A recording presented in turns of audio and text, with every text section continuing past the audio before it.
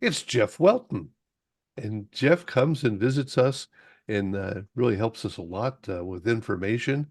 And he does not restrict it simply to selling transmitters, which he does a very good job at, or repairing transmitters, which he does a very good job at.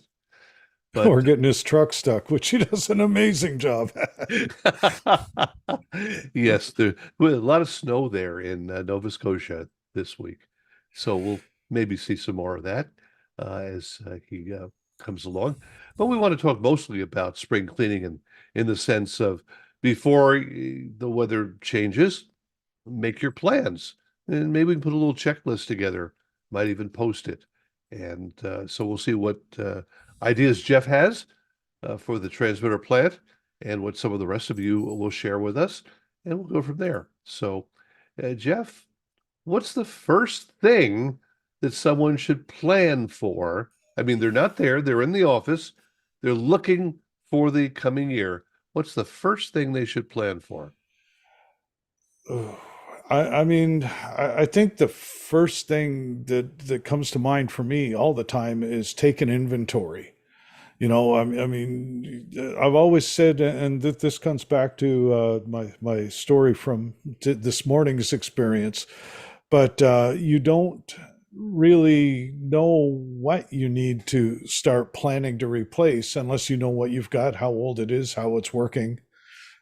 So I like we've got a spreadsheet for Cove, and I mean we can tell you everything in the facility when we got it, and we can drill down and tell you when we've worked on it, or and so it's kind of I guess the paperwork, the stuff that we all hate to, well, I hate to do, really, really, really hate to do.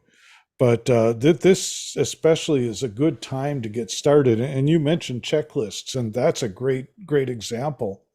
I mean, like for me today, I was headed up to the site to do a power supply swap on a transmitter. And I knew we had some snow, so I threw a shovel and some a workbench and some tools and some other things. What I probably should have thrown was a tow rope. So again, you learn this stuff after you screw it up. But that's again just the checklist, not just year to year, but task oriented checklists. What do you need to go up to the site? Like our site, I know, for example, we got an 8x8 room. It's not big. So we do have a little workbench. We got nothing to sit on. We got no water. So there is a list of what we take with us when we go up there. Restock the food and medical supplies? Knock on wood, yeah. And I mean, we try to keep a couple of bottles of water up there, but the problem is, of course, like we had a power outage a couple of weeks ago. We don't have a generator at that site, primarily because we started out as an online station, and so many people are used to that if the on-air signal goes down, they almost all just automatically switch to the stream anyway, and our stream traffic shows that. So the generator's on the wish list, but it's not high on the wish list. And the problem with that where we live is if the power goes out for 2 days and you got water bottles up there, then you're going to have water puddles when the power goes above freezing because those bottles are all going to split. So again, it's such, and I know you've heard me use this word a million times, but it's situational. What I have for a list will absolutely not be the same as what any of the Jeffs in the audience have for a list. Well, Wilson maybe because their weather gets as nasty as ours in the winter and is hotter than ours in the summer.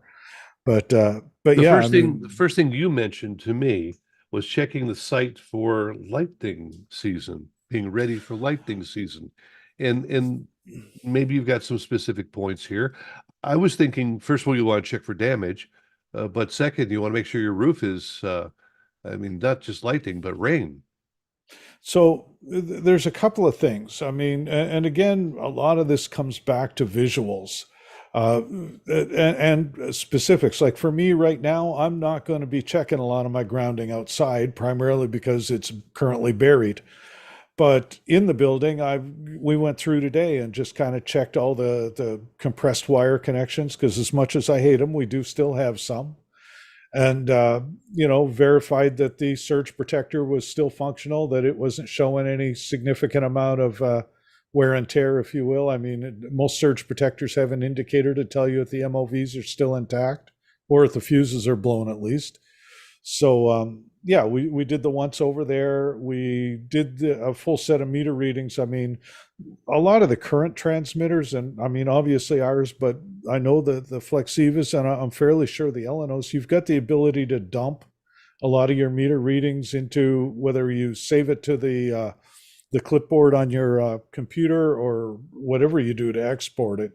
But just again, keep a set of meter readings, volts, current, watts, temperature, the more you can, and kind of set a benchmark every time you get a chance. Used to be that we used to have to take meter readings on a regular basis. Now it's however often it takes to ensure compliance, which could be an hour, could be a week, could be a year, could be never in some cases. But yeah, I mean, we really need to be doing that sort of thing, because if something does start to change, and I can tell you to the day when the power company had somebody on the tower that we're on working on their two-way stuff, because I can tell you to the hour when our SWR started going from steady at 10 watts to modulating at 15 to 50, So again, knowing when that happened, I can track back and go to them, and now we know who's paying to fix our antenna when we get to get the new antenna up. You just gave So, me an idea for what maybe will be our next month discussion is mhm. how to get those logs out of your transmitters. I know I can find all the fault logs in the VS300 very quickly. I don't Mhm. know if I can find the parameter logs. Right. And that is something that is going to vary from one transmitter to another within manufacturing and from one manufacturer to another. And I see like Perry's in here. So, as an example, what would be really cool is if you did that and brought us all in just to say, how do you do it on your box? Sure. Now, I don't mind sharing the platform, and I think it'd be useful. Harry, consider that an invitation. Yeah, or send Ben in, or whoever. I don't care. I'll grab Andy Mitch. Berry. Get Santa Claus to do it. He's their head of support, and he's awesome. But yeah, I mean, there's just a bunch of folks that we could get together and kind of say, like, on this box you can do this, on this box you can do that. And don't even have to limit it to radio, really. I mean, I hear there's radio with pictures out there. Yeah, something like that. So yeah, I You mean, need special glasses, though. that's what I'm told. I forget what I was doing. I had my laptop. Oh, I We were remember now. checking the operating parameters and logs. Right. And like as an example, and I'm going to do a screen share in a second after I get past the screen where everybody would growl at me for the way I get to this screen. Uh-huh. Yeah, like I said, I know a lot of things about IT security. Unfortunately, the whole practice what you preach thing needs a little more work some days. All right. So I'm going to share screen 3, and you should see my screen 3 now. Yes. Oh, I don't know what you see on. Okay, It's just the basic background with your cool. files. So let's see. We currently have There you go. yeah. So on the VS 1.5, that is our main now, you can go into meters, and you can just do a quick look. Let's see, these are the ones we have selected. You can go in and look at all kinds of stuff. But you do have the ability, and I'm going to screw it up on this transmitter because I never remember where it is. You do have the ability to download everything to the laptop clipboard. And like I said, I'm going to screw it up because haven't done it on this transmitter before. Transmitter info, no, that gives me my other stuff. But so on the VS transmitters, I can just do a straight capture to clipboard. And if Jeff Wilson knows how to do it on this one, then I will absolutely let him have the microphone for a moment. I'm not clicking too much because this is an on-air transmitter, so I'm not going to get too carried away with the off button. That would be a wise move. Oh, reports. Dumb. So, I mean, I can see my alarms. I've taken it down. Download report will dump it directly to the clipboard. I've got the ability to do the same thing with meter readings. Okay, and several pages thereof. I can filter if I wish. So, say I want to fish or look at my audio stuff only, or at the various controller functions. And this is again mostly audio levels, efficiency, stuff like that. And so I have got the ability to just download report, and it will save it right directly to there's a CSV file. So you could import that into a spreadsheet or import it into whatever you choose to use, and build yourself a list of meters. Over and above that, you can look at your software revisions. You can look at your preset configurations and save those as well. And this one is really useful. The one thing that we haven't yet mastered, and I'm sure some have, is the ability to save a preset and save it to a USB stick, so I could plug another US or plug it into another machine and just dump that preset in. We don't have that, but the ability to at least download the report to a clipboard so you can see what all your presets are and go in and rebuild another one. At least you're not fighting cold. Well, that's So, good. And yeah. I think, Gil, let's talk about doing this maybe the 1st of March. We'll Yeah. talk about downloading logs from different transmitters. The new HTML AUI here looks very nice, and maybe we'll have more folks able to convert from the legacy to this by then. Well, and this is a VX. This is a current model transmitter. It's not my VS, my backup, which Mhm. is currently upstairs on the kitchen floor waiting for me to finish the software update.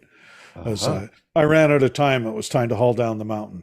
But Okay. so once I get that software update done, I will be loading the beta AUI, HTML5 AUI on that VS as well. Okay. And the goal, the whole plan was to make them almost 100% identical. Obviously, high power to low power and AM to FM, you're going to have some differences. Hmm. But what I see here should be very close to what I see there. And Very oh, good. and I'm going to show this off again just because I can never get enough of this. I will screw it up 5 times before I get the right button, though. Settings, is that the one? No. Yes, it was. Transmitter info. No, come on, work with me here. System preferences, that was it. Now you can see my transmitter room in real degrees. So, anyway, All right. Well, getting back to our checklist and things we're planning for to move ahead. Um, you also mentioned spring cleaning. I And did. And I say I mean, a lot of it's just because it is so situational. I don't have a specific list that I work from. I mean, again, for Cove, we've got a list of what we need when we go to the site, and the list is different summer versus winter. And I will be adding ropes and come-alongs to the list for winter, um, just as a general. So let's see here, there. This is what and this is what the view was when I first pulled in the driveway. And that is the four-wheeler tracks that somebody had taken up. So I figured, okay, well, if he got up there, I can get up there. And yeah, not so much. So this is how I spent my Thursday morning right there. But we hooked it onto a stump, let the wheels rotate a little so it didn't break the bead on the tires, and just come or winched it over sideways back onto the road and popped right out once we had the gear to do it. So that and it's kind of counterintuitive, but it's not site related, but it is. But having a specific list of things you need to function at each specific site is really, really useful. And I mean, I know when I put this post up, several people come up just sort of talking about the different things that they do relative to like Tom Morris down, he's worked down in Reading, but was talking about the knobby tires on his Subaru for getting into stuff like this. So that's one idea. And I mean, like I said, I was teasing Jeff Adams earlier, but he doesn't deal with snow, but they can get some pretty good rain and mud down there on occasion too. So Now, here's something we'll go to every site: air filters. yep. And keep a list of what transmitters have. And that's one things we did on ours today was we swapped the air filters, and it comes back to what I was talking about before with the exhaust fan failing. Not just air filters, but monitor the temperature. And again, hindsight being 2020, we weren't monitoring ours carefully enough because we don't know how long it was up. Well, I can go back through the logs and tell you, but it's been a while. Well, that's not quite spring cleaning, but yeah, you want to make sure that the air conditioning system, the heating system are functioning. Yep. Oh, and Greg's sending me a link to Canadian Tire for traction mats. Oh, yes. So I may have to add something like that to the back of my truck. There you go. What I really do need is a set of winter tires. Good. I mean, I've got winter tires on it right now, but they're a couple of years old and they're due to be replaced. And it was one of those I figured I can get one more winter out of them, and I could, except not through 6 inches of snow. So would you tell folks to plan to bring some bug spray, broom Again, and like pan? I said, situational. I mean, if you're in an area like here, I usually carry a can of that like 20-foot stream wasp spray because it's not uncommon to come out and see a wasp's nest right above the door. There are other places where I might be, well, for me, I carry 98% DEET, a little pump vial of that from Dick's Sporting Goods in my shaving kit because I've discovered that, especially in the lower Midwest, chiggers are a thing. And I've talked about chiggers before, and they're nasty, and I hate them, and it hurts. So there, Mark carries a long pole in the truck to walk in ahead and see where the soft spots are in the snow. See, now our snow wasn't that deep. We didn't get Nebraska levels of snow here, so I'm not complaining. Don't get me Oh, wrong. you don't get a 12 foot high drift in front of your gate like we do up north. Knock on wood, I didn't even need to pull the shovel out of the back of the truck to get that to get the gate open today. Well, it's nice. It's not with the pole. It's kind of nice though to see where the road actually drops off though. Yeah, Like if you know there's a ditch or a low spot alongside your trail going into the side, it's nice to kind of know where that's at by using the pole to yep, to make sure you know where it is, right, so that you don't find yourself driving off into the thing like you did. So and that was my issue because I was backing down and I thought I was at the level spot and I let it go a little too far to the right yep. where it was not a level spot. So yeah, having some markers, whether it's ski poles or something like that. But yeah, Wilson says more trees in Nova Scotia than in Nebraska to block the wind, and this is true. We don't tend to drift up because of that. But yeah, so today was 6 inches of heavy wet snow because it's just above freezing, and so driving on snot with less than perfect tires can be a challenge. But yeah, I mean the other thing that I think more than that is make sure you got a working vacuum at the site. This is a good time to clean out all the critters that came in over the summer and fall, and vacuum out that kind of crap. So somebody had asked earlier, I think it was on the Broadcast Engineers Facebook group, about whether you preferred compressed air or vacuum, and I'm the guy that's vacuum and a brush all the way. I want to compressed air, as far as I'm concerned, just takes the dust from where it wasn't causing a problem and potentially moves it to where it might. So yeah, I'm a big fan of not using compressed air. Now, I can't remember who it was, and I don't think it was Grady, but it was about the time that he and I were working on the 50 kilowatt at WALE a million years ago, somebody had mentioned they used scuba tanks with ultra dry air, so like no moisture content. But I'm still a little skeptical. I'm a big fan of using a vacuum. And I've made the argument before. The challenge is, of course, shop vacs, a lot of plastic, they can create static. So if you're vacuuming off a circuit board, make sure that you've got your vacuum wand grounded to minimize the static buildup. Sort of create or hit it with shoot, Mark, you're still on my screen. You'll know off the top of your head. What's that static guard? It is static guard, that anti-static spray. Well, Scotch Guard. Yeah, and stuff like that to cut down on static. And that for us in the wintertime is one of our big issues, because summertime, our humidity is 70-75%. Wintertime, everybody's running their heat. And in the house, the humidity will drop. Unless you're running humidifiers, it'll drop to 10 or 15%. And that can, prevent it or provide its own challenges with electronics. So again, situational. If you're down in the land of always warm where the air conditioner runs all year round, or if you're in a more temperate area where the air conditioner runs in the summer but not in the winter, but you don't really need heat, you may have a totally different situation.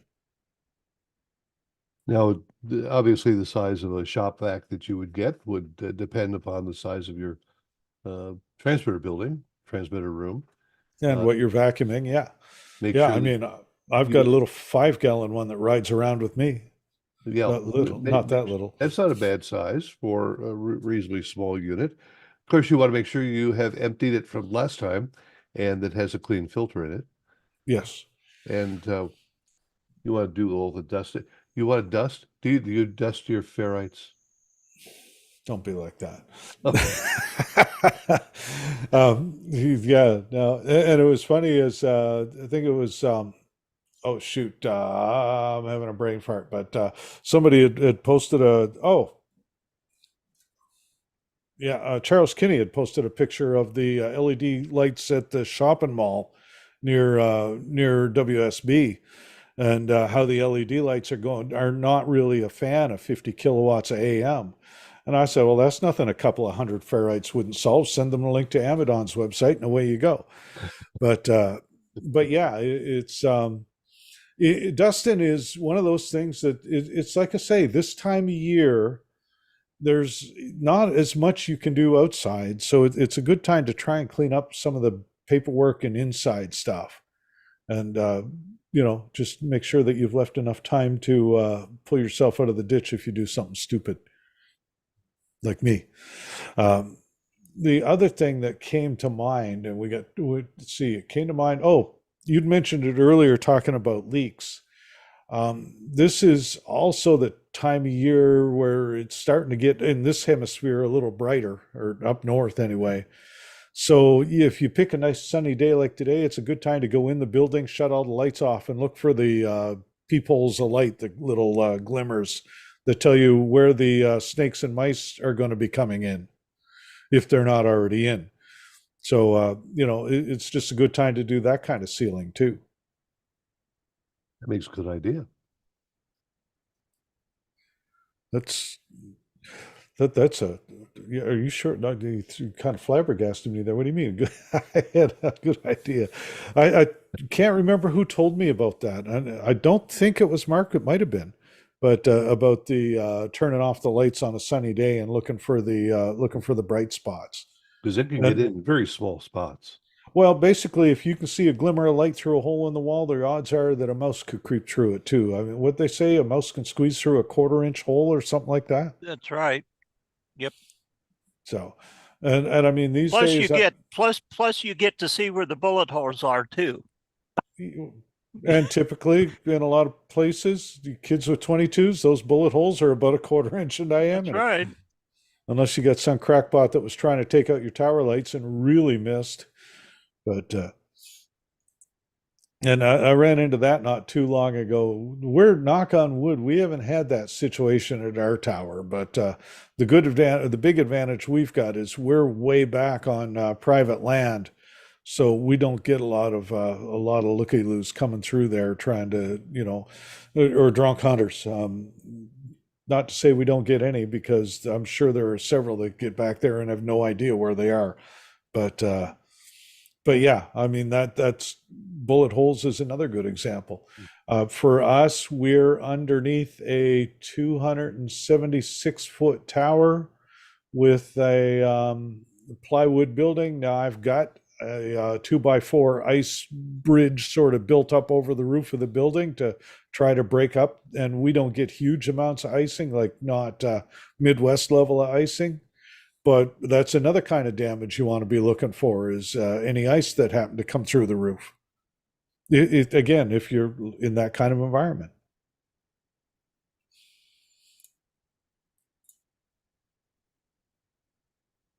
Mark, where are you today? You're in the office. You're actually working. See, you're stuck. You're the one stuck on my screen, so you're the one I get to talk to today. Scary, isn't it?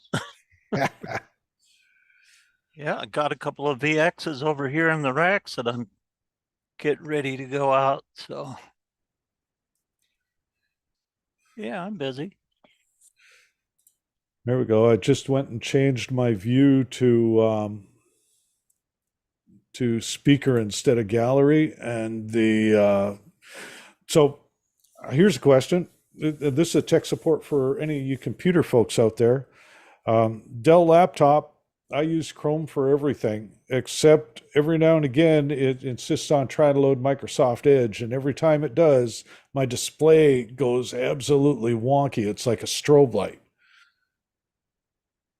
So, anybody had any issues with Edge doing stuff like that? Chrome doesn't do it.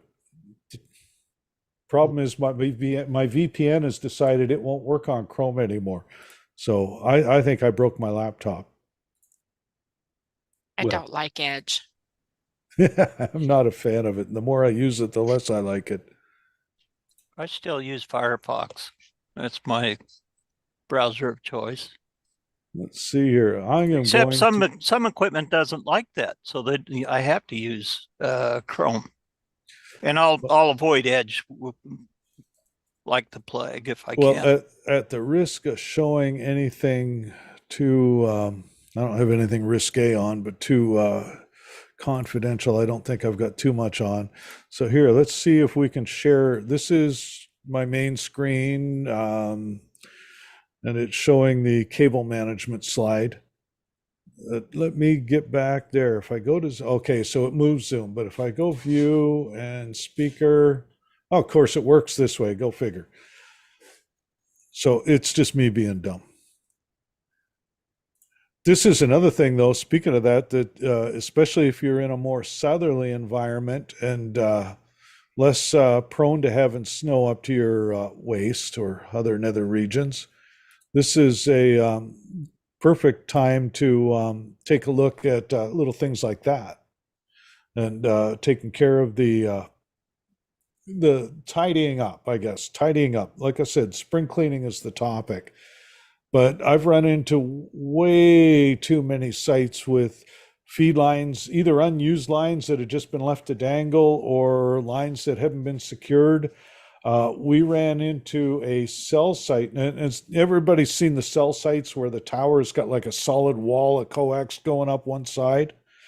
And for probably about 50 feet, all of I swear to God, they must have used white tie wraps. I don't know. But all of the cables were bowed out about 10 or 15 feet from the tower. It looked like a giant sail. And I'm thinking, man, one good wind and that tower is going over. We sent a picture. The guy I was with knew the cell company rep, so he sent him a picture. And as we were leaving the FM site 2 miles up the road, about 3 hours later, there was a boom truck and a gantry and the tower crew and everything on site. Tell you what, cell companies can get tower climbers like that. How come it takes us months? They don't pay enough. Now, No. you mentioned here this whole business of coax going up the tower.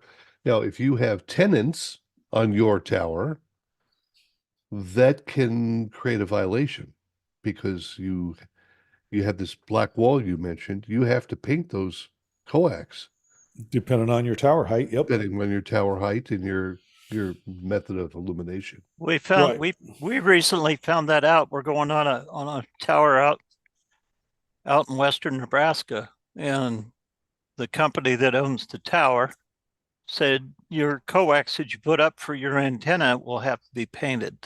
Mm.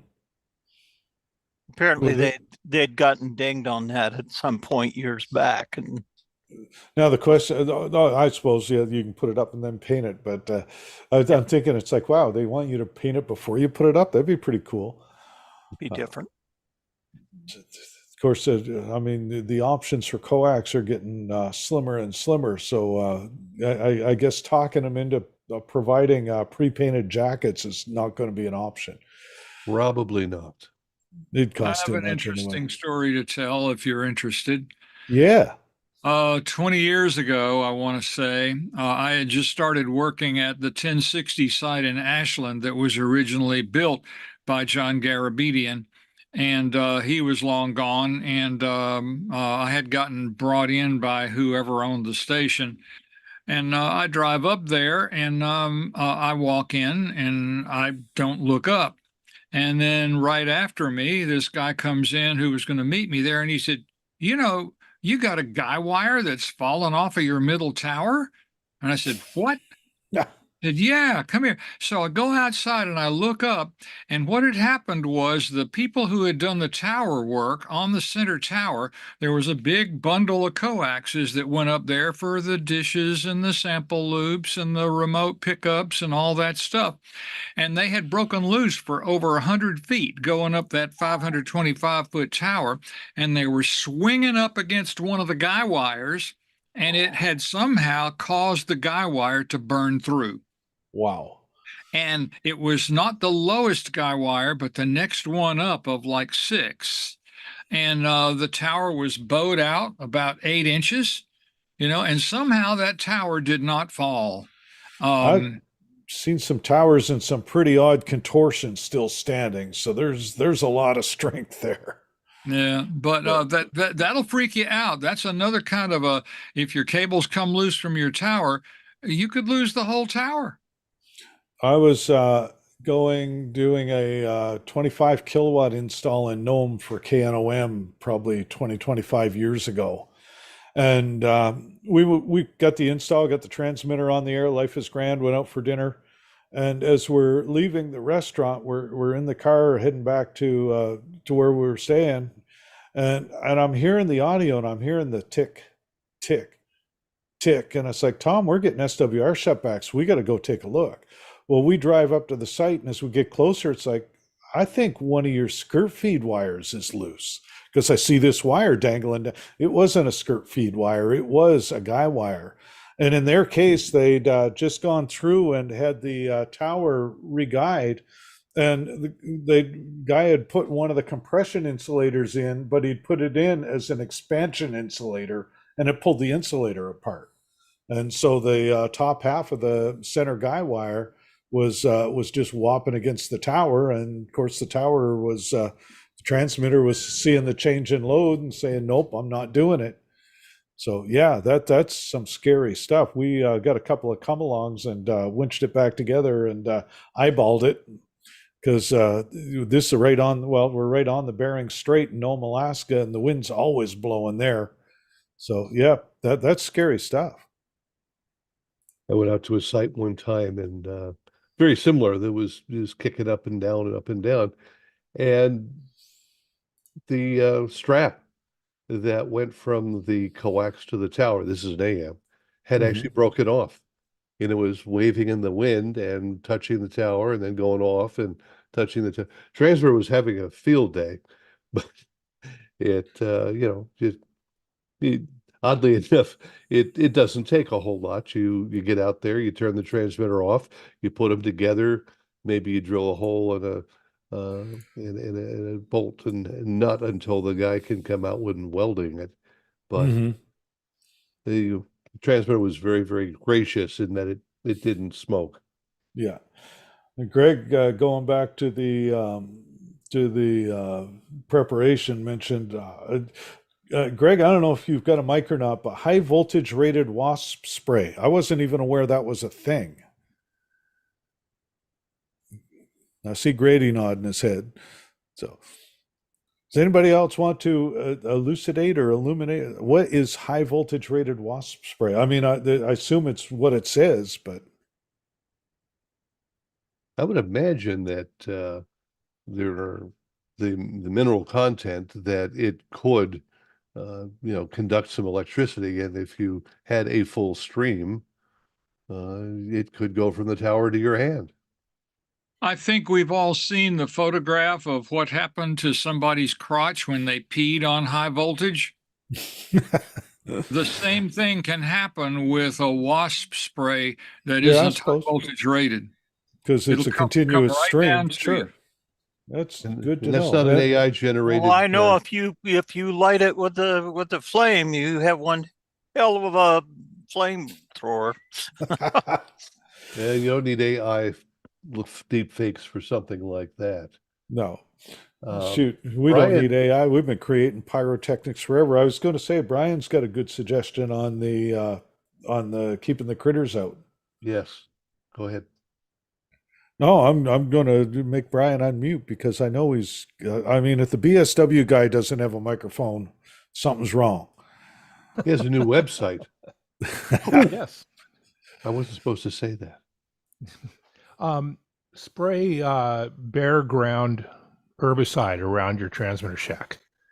Get that zone of bare dirt around the shack, which will keep the insects and the snakes out of your shack. Well, obviously, once the snow has disappeared, but the chemicals that the cell phone companies use are really, really good for that. And after you get the weeds beat down, it's maybe once, twice a year is all you need to apply the herbicide. Yeah, and I mean that's one of those things too that like what we've done when we've got a little 8x8 shack, so there's not much of Yeah. a transmitter building, and for us we laid down 12x12 landscape fabric and then just about 4 inches of gravel on top. That will work for a bit, but some of the foliage will eventually come through. So I like the idea of the herbicide. We Yeah. used to have at one of our sites years ago. We had the county was it was right off the road, so the county would go by and put sterilant on the shoulders of the highway, and they would come in and spray around our building and tower. Oh, cool. And that would knock it down for most of the summer. You didn't have any weeds. Another thing that works good, if you can get it, is asphalt millings, and where they've milled an asphalt road, and have those millings put down on top of crushed rock, and eventually, in time, it'll pack in real good. But the oil and such in those millings will keep the weeds at bay. Yeah. Also. Yeah, and I mean the other thing, and I'm going to share one more slide just because I can. And I mean this one, I've showed this. I think I've showed all my slides before. I got to get new material. Well, what I need to do is start taking more pictures, or encouraging y'all to send me more pictures of transmitter site stuff.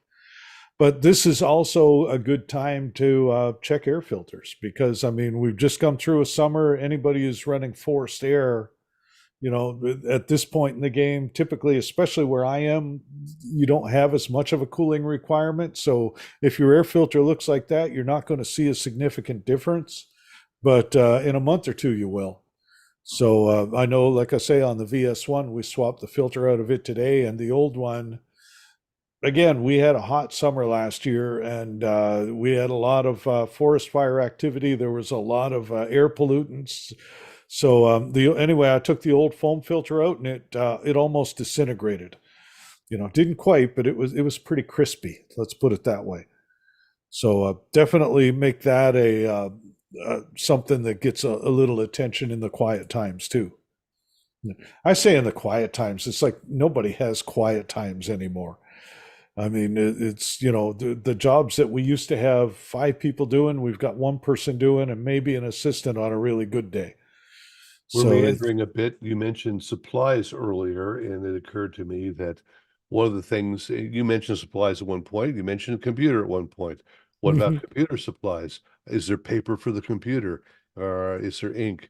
Have you checked that the computer will actually print a lot of people put an inkjet out there, and the inkjet in the heads will dry up, and so the Yep. next time you try to use that printer, it won't. That's Right. put it Well, kindly. and or if you're like these days, most transmitters have some sort of IP access, whether it's over a web browser or whether it's through a specific app or whatever. And I know for us, like we keep a laptop up at the transmitter site. And I mean, it's, in a sealed room, it's weather protected, it's not plugged in, it's just sitting there waiting to be needed. But we do try at least once every month or two to go in, well, every couple of months when we're in there, we try to power it up and make sure that the damn thing actually works. Well, you can't see the Because, printer until you're there. right. And same with having a laptop up there. Anything that's physically there, I mean, a backup of any kind or a printer or whatever is only as good as the last time you saw it used. Well, that's And true. you know and that's one of the things. Like I've got a printer beside me here, and I was joking with somebody. They said, why do you have an inkjet? I mean, you should have a laser jet. And it's like, I print about one recipe a week on it just to make sure it still works. Well, that's the again, when Yeah. you here at the house where I don't do a lot of color printing, Hmm. I have a very nice printer, which I've mentioned in the past, and it works very, very well. But over a period of several months, if I don't use color stuff through it, one or more of those inkjet nozzles will get a little funky. So Oh yeah. if you have a printer that's been sitting in the transmitter site for 6 months, you cannot really expect it to work if it's Yeah. an inkjet. I recommend that's where you put a cheap laser printer. Yeah. It's too Or bad. Too bad you can't get dot matrix printers anymore. well, and the other option, and like this guy beside me is just a $50 HP DeskJet 3700. And I mean, I've got it signed up for Instant Ink because I only print, like I say, 5 or 10 pages a month, and up to 15 pages is free. And I'm a big fan of free. So every year or so, the couple of new cartridges arrive in the mail. I plug them in when the printer tells me to, and we carry on. But the good thing about it is that it is Wi-Fi capable or web enabled. So if you've got IP access to your site and a printer like that, you could theoretically just send a test page to it once every 2 weeks or a month. Which brings us to another point: cameras, Mhm. surveillance. You could have a camera that's pointed at your transmitter, Yep. check your readings, your remote control. Have one pointed at your printer, or maybe position it so it can see both of those. And what about outside? What about checking the areas where people come in? And I mean, these days, especially for inside, I mean, I'm going to see if I can get into my Amazon.com account. Oh, I can, yay. But you can get a pan tilt zoom indoor camera. You can get them outdoors too. They cost a lot more. But like a Hmm. PTZ indoor camera, I mean, they go down as low. Well, there's 125. There's, I mean, you can get a Wise Cam for a lot less than that. There's an outdoor solar powered Wi-Fi camera for 78.99. So yeah, well under. There's indoor pan tilt zoom for $15. Yeah, You know, or I bought for one place, I bought three of these Lorex for under $100, yep. Wi-Fi connected, and it just you point them in the direction that you're interested in, and you don't need the pan zoom. Well, I like the pan zoom because you put that in one corner of your transmitter building. You can aim it at the front of the transmitter and look at your meters. You could aim it over at the door. You could aim it Yeah, wherever. yeah. So, But as I and say, again, if you have yeah, three of them, and you don't need to do the pan tilt zoom. right. But yeah, so like this one, I mean, it's got 4 stars, and so it's not terrible quality. Probably sends everything right straight back to wherever it was built. But Don't like the 360, fact that the thing that you want to check on, I don't like the fact that, for instance, the Lorex does not have a desktop app. You can mhm, only view it on a cell phone. yeah, And and so, that's getting more and more common. unfortunately, but if Right. it's something you're dealing with several transmitter sites, I think that you might want to have a desktop app. Well, so one of the cool things that I mean, I know like I've got Samsung TV and a Samsung cell phone, and I can USB-C to HDMI my cell phone. Well, I can Wi-Fi it to the TV upstairs, but the one down here I can do a physical plug in, and I can put my cell phone display up on my TV. So I could have six cameras showing on my cell phone and be too small to read, but on a 65-inch TV they work quite well. So again, yeah, it depends on what tools you got, but certainly if you only have a cell phone, and you want to see something with any detail, you're probably not going to want a camera that can only be viewed on a cell phone. So that kind of cuts back to that whole again situational deal. I mean, for me, the cell phone thing wouldn't be a deal breaker, but I am old fashioned enough that I like being able to see what I'm looking at. Um, see, so that was one thing, but yeah, it just blown me away how cheap cameras have gotten these days. I mean, the other day I bought and I wish I'd brought it in here with me, but I bought a borescope, a video borescope, and I mean, it's a 50-foot cable on the thing, and it's got good resolution out to about a foot. So I can shove it inside a transmitter. It's got a built-in light. It's got both straight ahead and side lenses. So if you needed to do a physical inspection inside a transmitter, you could do it without, in the places that you can't get to. You remember we used to have to get the dental mirrors and kind of shine a flashlight and look at the dental mirror to see if you were had anything. Where did that screw fall? So this borescope, the other cool thing about the one I got is it comes with an optional magnet and pincher attachments. So you can put the magnet on if you drop a piece of hardware in your transmitter, as long as it's ferrous.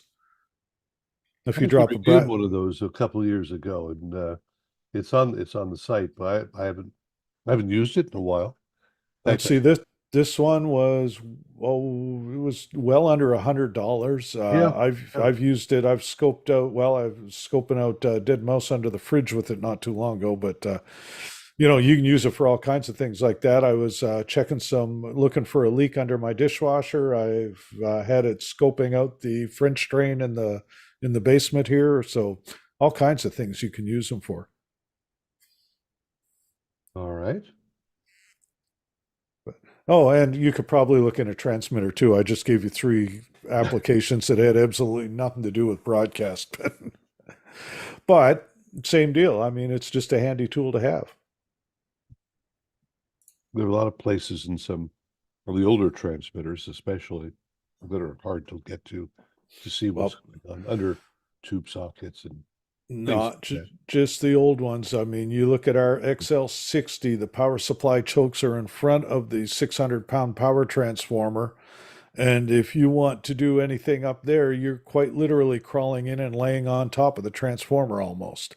It's an exercise in boy, I really should have lost that weight that I meant to lose.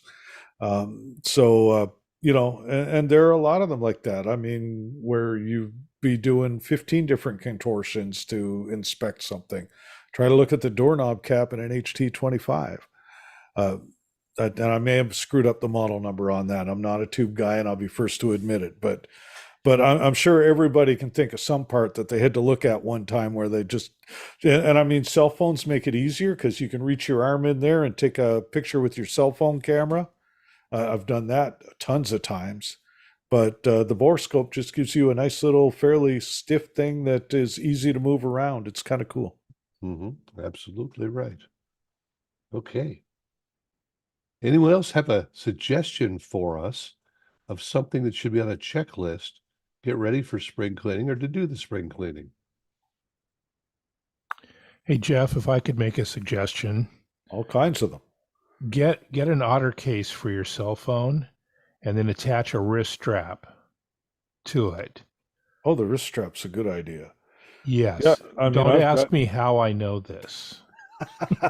Well, I'm going to say if you drop the cell phone in the place that you couldn't, you drop the cell phone in the place you couldn't reach to begin with, then exactly. So we have this thing. boy got it when he was probably 4 or 5 years old. We call it the grabber, and that's all it is. It's a squeeze handle with a pair of pincers on the end. And I mean, he's way outgrown it, but we still keep the thing for when somebody drops something in a stupid place. And it gets way more use than I'd like to admit to. But yeah, no, that's a really good idea. And so, yeah, I've got otter cases on both my phones, but I didn't even know you could get them with wrist straps. You can't. You have to field modify to fit. I think I could figure that out. Yes. So When I was at Sennheiser, Katy Perry did the Super Bowl halftime show one year, and she was floating up above the audience, and they had put a wrist strap on her Sennheiser wireless microphone, so that in case it fell out of her hand, it wasn't going to impale somebody down on the field. cool. Our phones went off the hook the next morning. Everybody was calling up, how do I order a wrist strap for my Sennheiser wireless? It's like, we don't know. And literally, it was a wrist strap from a Wii, from a cool. Nintendo Wii. Yeah, I mean, something that, well, the first Wii's, I mean, how many of those got flung through TVs before they realized that some restraint was in order? Yes. The wrist strap that I was showing earlier was issued to for my daughter off of Amazon to everybody that was riding things at Disneyland. Really? Oh. And it's only Cool. a couple of bucks, just sits inside the case and kind of comes out with a little plastic slot where your power cable goes in. Perfect. And the funny thing, so I Google cell phone wrist strap, there's cell phone wrist lanyards. And here's one that actually comes with a case for the phone. And so you order the one that fits your phone and the strap's attached. So, yep. Oh, you can get them with beads and jewels and stuff like that. I think I need one. But Be sure to get one that's metallic so you can get some RF burns out of it too. no, I'm going to get one made out of ferrite. There you go. Be a toroidal wrist strap. I'm gonna have to get a special sound that we can play every time the word ferrite comes up. Well, you know what? I think that we should nominate Jeff Wilson to just keep track every time the word's used, and if it's not me using it, give somebody some swag or a prize or something. So he put up a backdrop and muted himself, so he might not even be here listening to himself getting volunteered for stuff. Meanwhile, I'm shopping cell phone lanyards now because they've got actual neck lanyards as well. Oh, cool. So, Speaking of swag, you got anything left over from Miami? I think Mary took it all. Oh, She comes up to me and she goes, "Do you have any of those mouse pads?" And it's like, I think I've got one or two. So anybody from Miami that didn't get a mouse pad, go see Mary. But no, I mean, swag is one of those things. It's funny because the marketing guys, every now and again, they'll load up with it and they'll get some really cool stuff. And then every now and again, they'll be like, "Yeah, we're a transmitter company, not a swag company." And so it's just trying to figure out which day this is when you go on the bum. But we had this cool thing, and I don't have one with me because I didn't dare try to carry it in my laptop bag through TSA. It's a little portable window breaking hammer for breaking your car window, and it's got a little blade for cutting your seatbelt. So it's you remember those little free yourself from your flipped over car in the water type kits that used to be. Well, it's like that, but it's also got screwdriver bits in it too. So I guess I could disassemble the car if I needed to. Oh, there, see, Mary's showing one off on her screen. Say something, Mary, so you get the big screen. You'll have to unmute. I know. Yeah, here. There. So yeah, I got the little seatbelt cutter and got the little pointy hammer thing. And I don't know, they're kind of cool. And then, oh, look, you even remember to turn it over so you didn't dump all the Wow, screwdriver bits out. She's modeling it. Yep. But yeah, Huh. I mean, it's it's one of those ongoing things, finding different swags. So cell phone wrist straps may be my new thing. Does Mary's tool come with a socket wrench for tightening the door plugs on the plane? It does not. Now, is that 10 millimeter?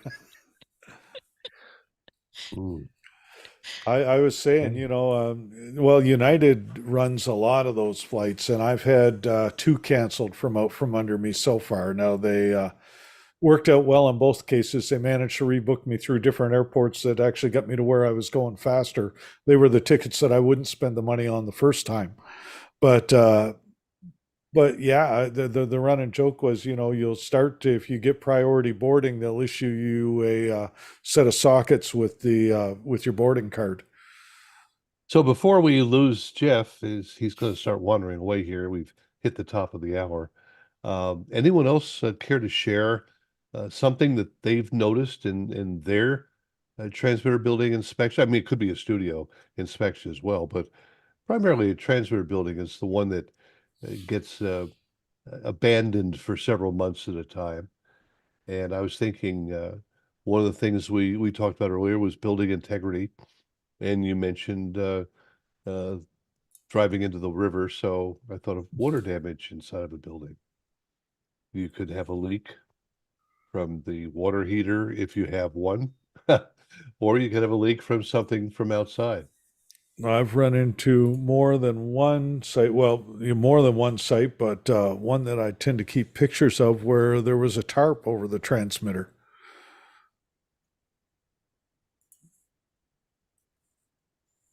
Yeah.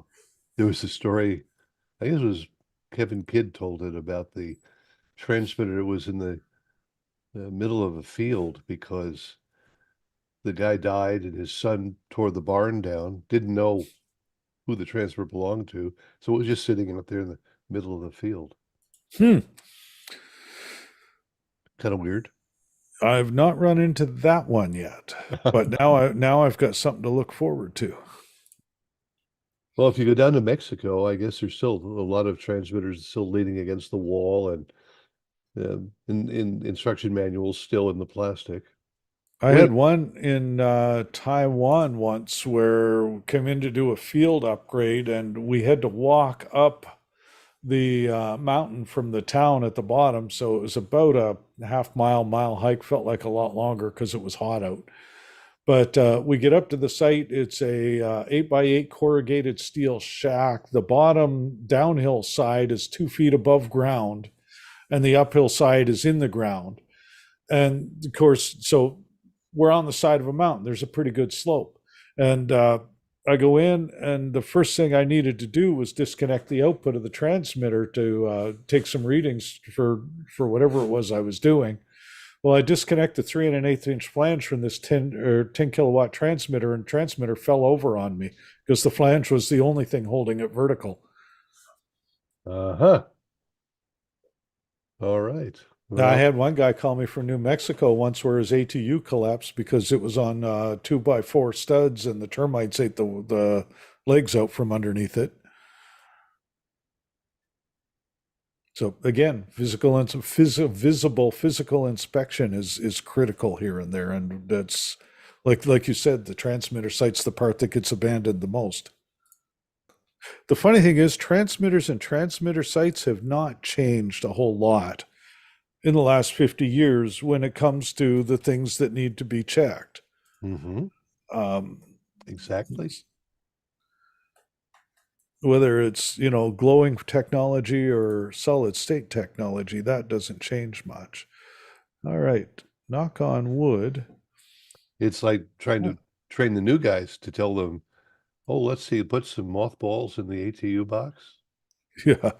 Well, the mothballs, not just in the ATU, mothballs in a bucket in the transmitter site will do a lot to repel critters. Now, and somebody in this room may be able to clarify this for me. And I think I may have asked this question here before. There's two types of mothballs, and one type is corrosive to electronics.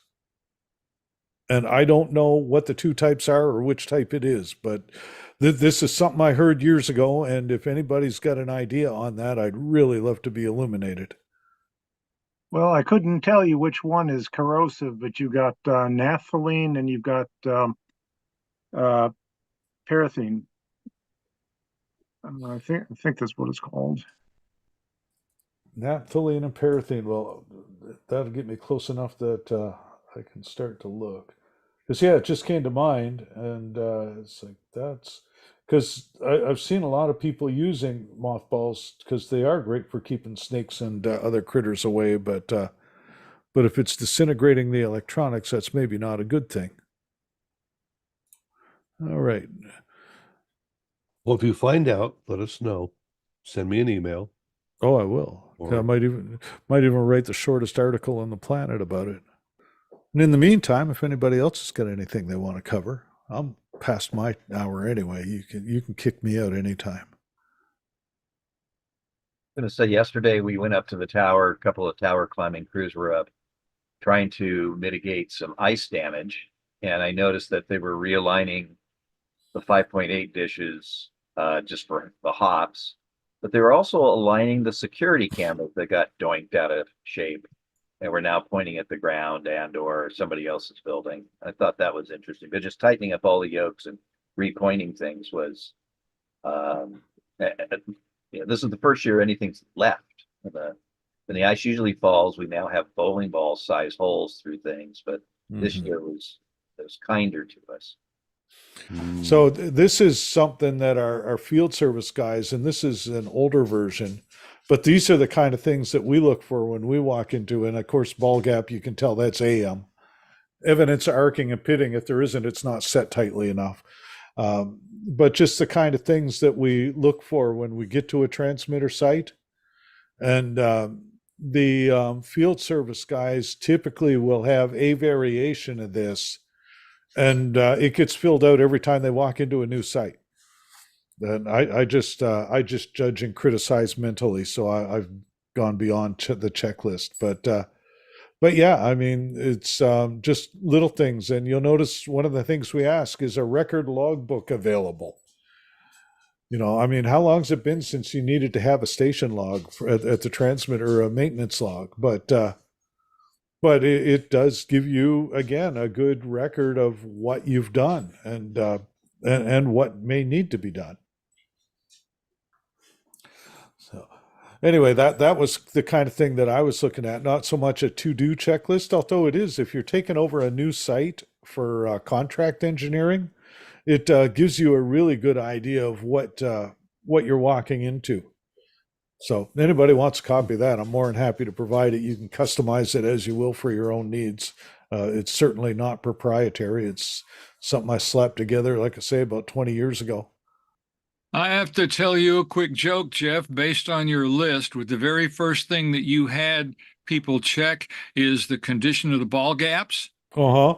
If Dana Popolo was here, he would tell you a story about the WALE site where years ago they were having the transmitter go off the air a lot.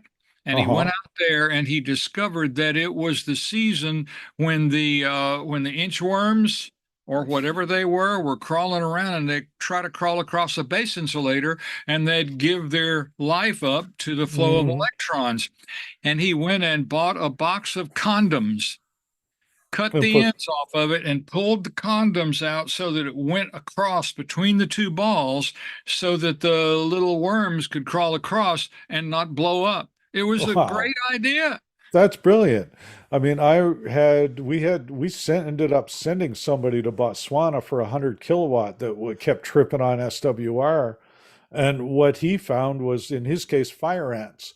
And one of the ball gaps was just a forest of ant legs, because they'd get up between 100 kilowatts, ant would vaporize. And so the legs stayed. And that's, but no, inchworms, that's really cool. I've done the cutting like a milk jug or a Javax jug and just sort of cut the bottom off and cut a slot to put it over the ball gap to cut down on rain dripping. But the condom, that's a cool idea. At KRLA in Irwindale, we had an interesting situation where it would kick off. We discovered that the ball gap, just by coincidence, happened to be positioned directly below one of the clearance light fixtures, which happened to be one of a hawk's favorite places to sit. And he would occasionally bomb and if there wasn't a wind blowing, it pretty much bullseyed right into the gap. Mm-hmm. So we fabricated what was probably maybe the first hawk shit deflecting device out of plexiglass and put it over the top. So, and we never had any trouble after that. Yeah. And I had the Scott's same thing with owl pellets in Olympia, Washington. And, the owl will eat a mouse and then it'll throw up the pellet and it would land right on the Johnny balls. And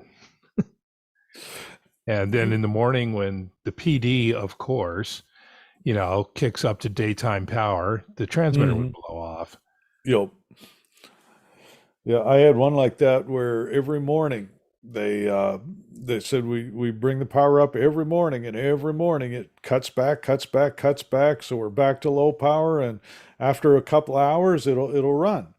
And so we got looking, and turned out, in their case, they had vines growing halfway up the tower, so the dew on them in the morning, they tried to power it up past the SWR threshold, away you go. Once the dew dried off, it'd work.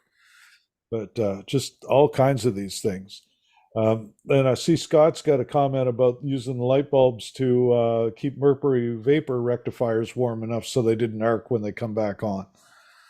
So, yep, all kinds of what do they call it? Simple solutions to complex problems. On that note, I am going to have to tiptoe out. I do have, I spent my entire day digging the truck out and upgrading my transmitter site, and at some point I should probably do the job they pay me to do. So I am going to, I know. So I'm going to say see y'all, but thanks very much for having me. Well, thank you very much, Jeff, and we'll look forward to next month and the next batch of swag. And I'll make sure to save that note or that checklist and put it on my list of things to get to Barry someday. Let's do that. All right, see ya.